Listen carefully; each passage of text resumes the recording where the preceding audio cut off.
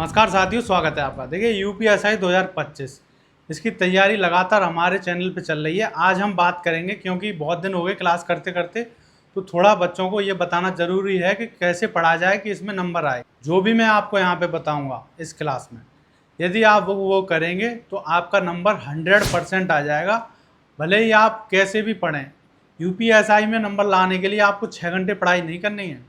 UPSI में number लाने के लिए आपको ना तो कड़ी मेहनत करनी है और ना ही आपको लाइब्रेरी में घंटों घंटों पढ़ने हैं।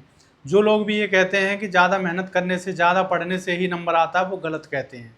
क्योंकि यदि कोई भी सफल हुआ है तो ज़्यादा पढ़ने से वो सफल नहीं हुआ है, उसके पीछे एक वजह होती है सफल होने की, लेकिन वो ना तो अनजाने में उसको पता होती है, ना ही जो सफल नहीं हुए हैं उनको पता है। लेकिन आज मैं वो बात आपको बता दूंगा कि किस तरह सफल हुआ जाता है कम मेहनत में। ठीक है, तो जो लोग चैनल से नए जुड़े हैं वो चैनल को सब्सक्राइब कर लें, क्योंकि लगातार क्लास चल रही हैं।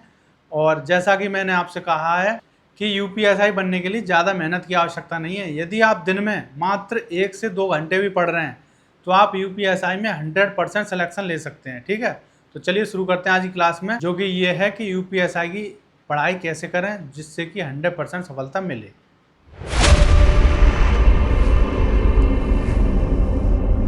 तो किसी भी युद्ध में उतरने के लिए, जैसा कि मैंने आपको बताया कि यूपीएसआई एक युद्ध है, हमको युद्ध मान के चलना है। पहली बार में ही मैंने आपको बता दिया था कि आईएएस बनना तब भी सरल है, लेकिन यूपीएसआई उससे भी कठिन है, क्योंकि इसमें कंपटीशन ज़्यादा है।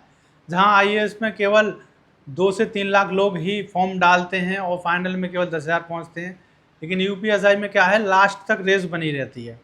फॉर्म भी डालेंगे 30 से 40 लाख लोग, और फाइनल में जो पहली बार में मेरिट लगेगी उसमें जाएंगे कम से कम 5 लाख लोग या 3 लाख, फिर उनकी रनिंग होगी, उसके बाद मेडिकल होगा।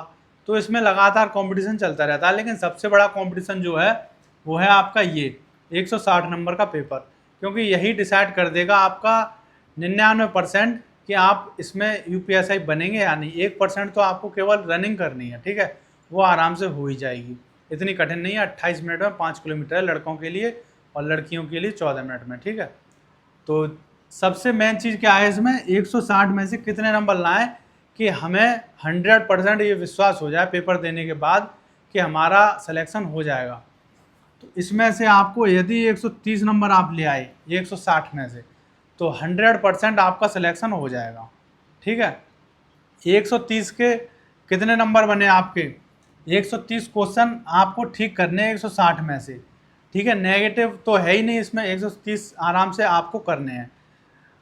अब 130 पे कितने नंबर बैठे आपके, क्योंकि मेरिट जो लगेगी वो नंबरों पे लगेगी। ठीक है, तो 130 पे बैठे, एक क्वेश्चन कितने नंबर का है, 2.5 नंबर का। 130 इंटू 2.5 करेंगे तो आपके हो गए 325 नंबर। ठीक है, 325 नंबर यदि लेकर आए आप, तो फाइनल मेरिट जो लगी थी पिछली बार वो लगभग 190 पे लगी थी, और 300 की तो जनरल पे लगी थी जो 2021 में। ठीक है, अगर किसी बच्चे के 325 नंबर हैं तो कोई रोक ही नहीं सकता उसको जाने से, बस उसको रनिंग पास करनी है और मेडिकल पास करना है। ठीक है, लेकिन जो मेन काम होता है कि हम फाइनल सिलेक्शन तक कैसे जाएंगे, वो इसी आधार पे जाएंगे कि आपके 130 क्वेश्चन ठीक होने चाहिए।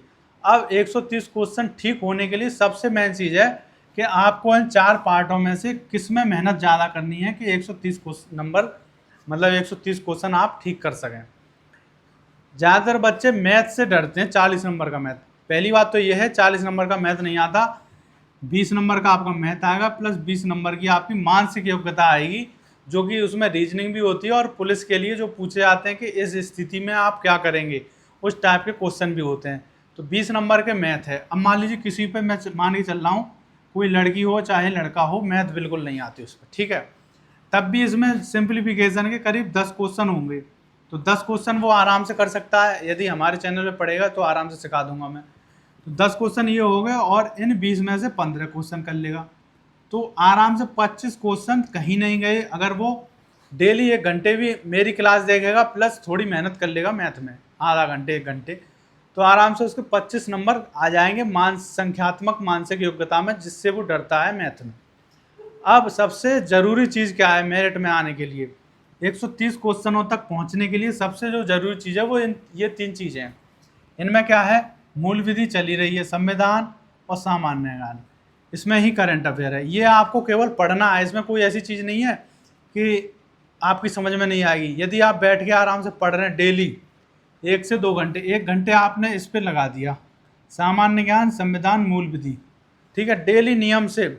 जो मैं आपको बताने जा रहा हूँ, कड़ी मेहनत आपको नहीं करनी। जो एक रहस्य की बात है वो ये है कि डेली आपको नियम से पढ़ना है। अगर आप 2 घंटे डेली निकाल रहे हैं यूपीएसआई के लिए, तो 2 घंटे डेली निकालिए। ये नहीं है कि आज पढ़ लिए कल नहीं पढ़े। यदि आपने लगातार जब से फॉर्म भरा है और तब से डेली 2 घंटे आप पढ़ाई कर रहे हैं यूपीएसआई के लिए, 2 घंटे कैसे पढ़ाई करनी है आपको, एकदम दुनिया से अलग। मोबाइल को स्विच ऑफ कर दीजिए, फ्लाइट मोड पे लगा दीजिए, कमरा, घर में पढ़ रहे हैं तो कमरा एकदम बंद कर लीजिए, किसी से बात नहीं करनी। वो 2 घंटे आपको एकदम तपस्या की तरह पढ़ना है कि आप, और ये सिलेबस। इसके अलावा ना तो आपके दिमाग में बाहर की कोई चीज़ आनी चाहिए, ना घर की चीज़ आनी चाहिए, ना ही कोई भी एक बार आप जब बैठ गए तो पहली बात तो सोच के बैठिए कि मुझे बाहर से एकदम कनेक्शन कट करना है। जैसे एक बार मोबाइल स्विच ऑफ कर देते हैं, उसके बाद ना तो उस पर घंटी जा सकती है, ना ही अलार्म बज सकता है, और ना ही कोई मैसेज आ सकता है।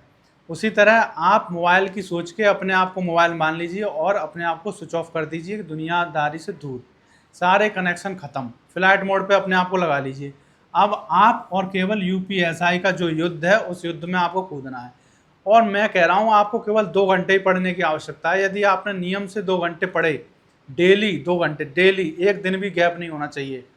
क्योंकि जब आप डेली और लगातार मेहनत करते हैं, भले ही आधा घंटे की हो, मैं तो 2 घंटा बता रहा हूँ आपको, यदि डेली लगातार आधा घंटे भी कोई पढ़ेगा तो 3 महीने में वो इतना होशियार हो जाएगा जो 6 घंटे पढ़ने से भी नहीं हो सकता। मान लीजिए आप, कोई बच्चा 15-15 घंटे पढ़ रहा है, उसने 1 महीने 15 घंटे लगातार पढ़ाई की और बीमार पड़ गया, 5 दिन उसकी पढ़ाई छूट गई, तो वो वहीं पे आ गया एकदम जीरो पे। लेकिन जो आधा आधा घंटा या 1-1 घंटा पढ़ रहा है डेली और लगातार वो पढ़ता जा रहा है, उसको कोई असर ही नहीं पड़ रहा, एक एक्सरसाइज की तरह, जैसे आप डेली नहाते हैं उसी तरह डेली 1 घंटे भी कोई पढ़ रहा है नियम से, जैसा मैंने आपको बताया, एकदम कनेक्शन काट के फ्लाइट मोड पे लगा के अपने आप को, तो वो इतना होशियार हो जाएगा जितना 15 घंटे पढ़ने वाला भी नहीं है। ठीक है, जो आईएएस वगैरह बनते हैं वो इसी स्ट्रेटजी से बनते हैं, लेकिन उनको पता नहीं, वो ज़्यादा पढ़ते हैं लेकिन नियम से पढ़ते हैं। ज़्यादा पढ़ रहे हैं आप लेकिन नियम से पढ़ रहे हैं, तब भी ये रूल लागू है। लेकिन ज़्यादा पढ़ रहे हैं लेकिन नियम नहीं है, उसमें कंटिन्यूटी नहीं है, बीच में टूट जाएगा 2 दिन 4 दिन, तो वो कभी सफल नहीं हो पाते। जितने भी आईएएस बनने से रह जाते हैं या फिर किसी में नौकरी नहीं लगती, उनके पीछे यही वजह है कि उनकी जो कंटिन्यूटी है वो टूट जाती है। यदि वो लगातार 1 घंटे भी पढ़ेंगे तो मान लीजिए 6 महीने भी यदि किसी ने ऐसी मेहनत कर ली, या फिर किसी के फॉर्म आए और उससे पहले या उसने उस भर्ती के आने से पहले ही ये तैयारी शुरू कर दी है इस नियम से कि फ्लाइट मोड पे लगा के और डेली 1 घंटे या 2 घंटे पढ़ रहा है। अपनी क्षमता के अनुसार आपको घंटे डिवाइड करने हैं। यदि आप जीके में बिल्कुल बहुत ज़्यादा कमज़ोर हैं, आपको ऐसा ही बनना है, तो आपको 2 घंटे पढ़ना पड़ेगा। 1 घंटे आप जीके पढ़ लें और 1 घंटे हिंदी वगैरह। फिर भी आपको कम लग रहा है तो लगातार डेली 3 घंटे का समय कर लें, 2.5 घंटे का। हर विषय भी आप अगर आधा आधा घंटे पढ़ेंगे डेली, आपको ज़्यादा पढ़ेंगे तो रिवीजन करने में मुश्किल होगी। आप इतना पढ़िए कि अगले दिन उसको रिवीजन कर सकें, अगले 7 दिन तक उसका रिवीजन कर सकें साथ में, नई चीज़ पढ़ने के साथ में। ठीक है, उतना आपको पढ़ना है, ना तो आपको प्रेशर हो ना ही कुछ हो, तो आराम से आप 130 क्वेश्चन ठीक करके आएंगे। अब बात हो गई ये, डेली आपको 1 घंटे इसमें देना है, ये बहुत मेन चीज़ है। 40 में से आपको 35 नंबर लाने हैं और ये आराम से ले आएंगे यदि आप डेली 1 घंटे नियम से फ्लाइट मोड पे अपने आप को लगा के इसको पढ़ेंगे तो। दूसरी बात, हिंदी को आप डेली 1 घंटे पढ़ेंगे, मात्र 1 घंटे। ठीक है, तो हिंदी में भी आप, इतनी सिंपल हिंदी आती है इसकी कि 35 नंबर आराम से ला सकते हैं। जो आज पढ़ा है 1 घंटे, वो अगले दिन 15 मिनट में या आधा घंटे में उसका रिवीजन करना है। जब तक रिवीजन कंप्लीट ना हो पिछले दिन का, तब तक आपको नया टॉपिक नहीं शुरू करना है। ठीक है, और जब आप नियम से अपने मन को एकाग्र करके पढ़ेंगे तो आराम से रिवीजन भी होगा और नई चीज़ भी याद होगी। अब बात आती है रीजनिंग की।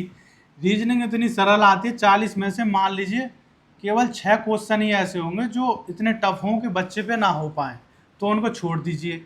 तो इसमें आपके 35 नंबर कहीं नहीं गए, 35 नहीं तो 34 मान लीजिए, 6 क्वेश्चन हटा दीजिए तो इसमें 34 नंबर आ गए। अब लगा लीजिए 35 और 2 70, ठीक है, 35 इसमें, 35 इसमें और 35, 34 आ गए आपके उसमें।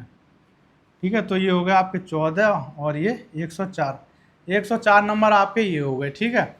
अब जो गणित में 25 नंबर मैंने आपको बताए थे, इसमें 25 और जोड़ दीजिए, तो ये हो गए आपके 129 नंबर। अब जो आप नेगेटिव मार्किंग तो है नहीं, तुक्का वगैरह लगाएंगे तो एक दो तो आपका ठीक हो ही जाएगा। तो 130 से लेकर 135 तक आपके नंबर आराम से आ जाएंगे, जो बच्चा मेहनत करेगा। और इतने उसके आगे कब तक पढ़ना है आपको? केवल तब तक पढ़ना है जब तक इसका एग्ज़ाम नहीं हो रहा, ठीक है। और वो भी कितना? डेली 1 घंटे, 2 घंटे या 3 घंटे, लेकिन नियम से पढ़ना। ये नहीं कि आज 2 घंटे पढ़ लिए, कल हम 1 घंटे ही पढ़ पाई। 2 घंटे अगर आपने नियम बनाया तो 2 घंटे ही पढ़ना पड़ेगा। 3 घंटे बैठ गए तो 3 घंटे, ठीक है।